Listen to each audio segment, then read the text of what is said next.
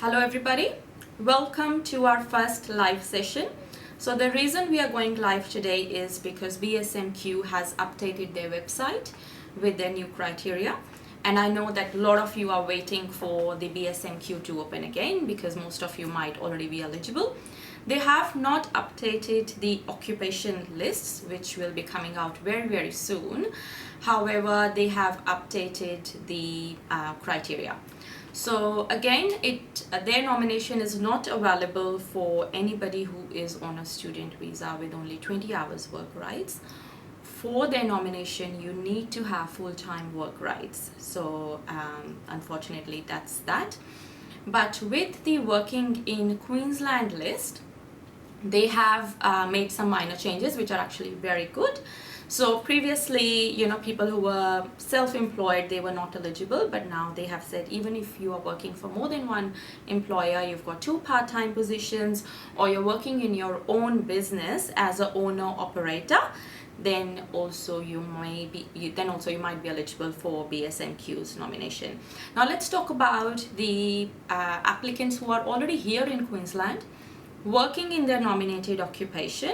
So for these people, you might become eligible for their nomination if you have, of course, you have to meet the department's criteria, which is that you need to be under 45 years of age, you need to have competent English, you need to have a skills assessment, and your occupation should be on the list. So for Queensland nomination, you need to be working in your occupation for at least 6 months post-qualification full-time. For them, full-time is 35 hours a week, and you also need to have an ongoing job offer letter for further 12 months in your nominated occupation. So and that's for 190. But if you're going to apply for the 491 visa, which is the regional provisional visa, then in that case you need to have 3 months post-qualification experience in your nominated occupation, of course in a regional area, and you need to have an ongoing job offer letter for further 12 months of minimum 30 hours a week. So this is for the people who are already in Queensland and working in Queensland. But if you are someone who has done a master's in Queensland and you have graduated in the last 2 years, of course you need to still have the full-time work rights. Then there is a separate occupation list for people who have done their masters in Queensland. So the working in Queensland have a separate occupation list, and people who have done masters in Queensland, they have a separate occupation list. So as I said, the occupation list is not out yet, but we are anticipating that it will come out very soon. So we just wanted to give this update to our clients and the applicants who are waiting, because many of you I know that are waiting for this. So for master's students, the good thing is you do not need to have a post-qualification experience, but you need to be working in your nominated occupation, and you need to have a 12 months further job offer letter for 190. For 491 again, you don't need to be have any experience, but you need to have a further job offer letter for 12 months and working in your nominated occupation. So the good thing with BSMQ is, and the reason why we really like working with BSMQ, is that they do not need any high points. So if you want to apply for the 190 nomination, and if you meet their additional criteria, all you need is 60 points of your own. And if you want to apply for the 491 visa, then all you need is 50 points of your own, because you will get 15 points from the state for the 491 visa under the new changes. So that's for the master's students. Now if you have done a PhD in Queensland, you do not need to have any experience, you do not need any job offer letter, as long as you've done 100% of your PhD from Queensland. So in that case, you do have a waiver, no job offer letter, no work experience requirement, and your occupation can be any from the eligible skilled occupation list from the Department of Home Affairs. But there is one exception.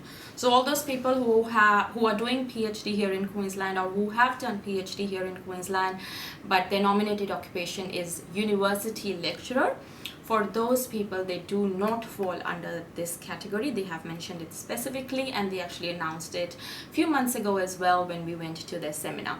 So for those people who want to apply as a university lecturer and have completed a PhD in Queensland, you are, unfortunately, you won't be able to get any waiver. You will have to apply under the working in Queensland stream. So the requirement for that stream is 6 months work experience and a 12 months job offer letter from a Queensland employer. So that's that. And of course they do have a third stream as well, but it's only for people who are living and working overseas. So if your occupation is on that occupation list, which is for overseas applicants, you need to have 2 years post-qualification experience. But keep in mind, there are some occupations which require more than 2 years work experience. So make sure that you check that if your occupation requires more than 2 years work experience. So there will be very limited occupations available, but there is still a good list to go through if you are currently living overseas. So, and if you've done a PhD from overseas, then you do not need any post-qualification experience, but you do need a 12 months job offer letter from a Queensland employer to be eligible under this stream. So again, your occupation still needs to be on that occupation list, and then you can apply. Now please note that there have been a lot of changes with the regional postcodes, but on the BSMQ website they have not updated the postcodes yet. So do not make any decisions or plans yet, but they are going to update the postcodes, you know how Gold Coast and Perth is regional as well now, and you know the Gold Coast postcodes, there is a chance they may add it on their you know the postcode list for the 491 visa, but we are still waiting for it. But when it is confirmed, you will get an update on our Facebook page. Now with BSMQ, it is a 2-stage process. So what it means is you need to lodge an EOI when they actually open. So if you've got an EOI sitting in the system for Queensland, it's no good. So when they actually will reopen, that's when you will have to lodge a fresh new EOI, because they will only look at the EOIs when they actually open. So make sure that your EOI is lodged properly when they open, and you've got everything ready before they open, because now they can open any day. And make sure that you claim your points properly, because you will have to provide evidence to BSMQ once they invite you through your EOI. They will give you 14 days to give them all the evidence of whatever you have claimed, you know, your ongoing job offer letter, your 6 months experience, your commitment statement, your statement of service, the funds requirements and everything. You will have only 14 days. So it's always a good idea to prepare these documents beforehand, before they open. So BSMQ does have a nomination fee of $220, which is non-refundable. So that's something as well that you will have to pay once they invite you. Now, I do recommend that you see a migration professional if you are someone who's planning to lodge an EOI with BSMQ, so that your EOI is lodged properly, your documents are up to date, because if they open again and your documents are not ready, there is a chance they may only open for 2 or 3 days again, and you will miss out again, and then you know there is a possibility they may not open for another few months. So make sure you use a migration professional and you actually sign up with someone way before, rather than rushing it at the last minute when they actually open. So if you do need any advice, or if you want to come and see us, please feel free to give us a call or leave a message on our Facebook page, and we will get back to you. Thank you.